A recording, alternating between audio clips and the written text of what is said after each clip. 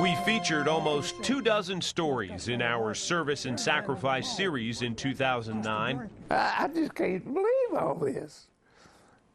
It's just amazing. Our ongoing reports about the lives and life challenges of East Tennessee veterans started the year with a mystery solved. 90-year-old World War II pilot James Roberts learned the fate of the plane he flew during the D-Day invasion. That plane, some 60 years later, ended up in a South American museum. Frustrated, agitated, mad. All those? All of them, plus more if I could think of them.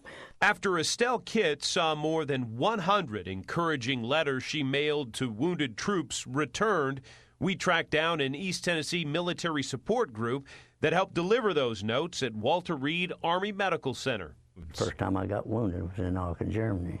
We met Roane County's most decorated veteran of World War II, J.D. Williams. I said, there's a fire in the nose.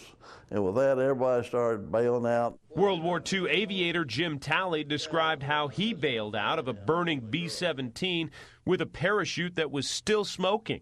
So they too pushed tower. And we took flight in a tanker with Knoxville-based Air National Guard troops and witnessed a mid-air fuel stop courtesy of the 134th Air Refueling Wing.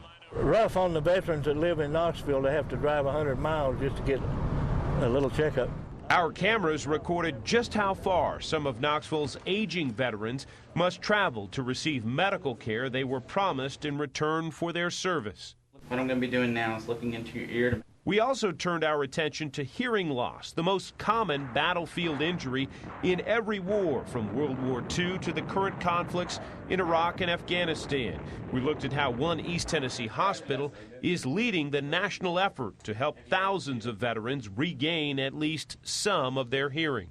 You believe, Father, that there is such thing as a just war? Oh, yes. From a priest who served in Vietnam, but how many of you heard the blog or got to read my blog last year? To a middle school principal who set up a crash course on the Arab world for U.S. troops in Baghdad, we met a whole host of men and women in 22 different stories centered on the lives of East Tennessee troops and how many lives they helped change for the better.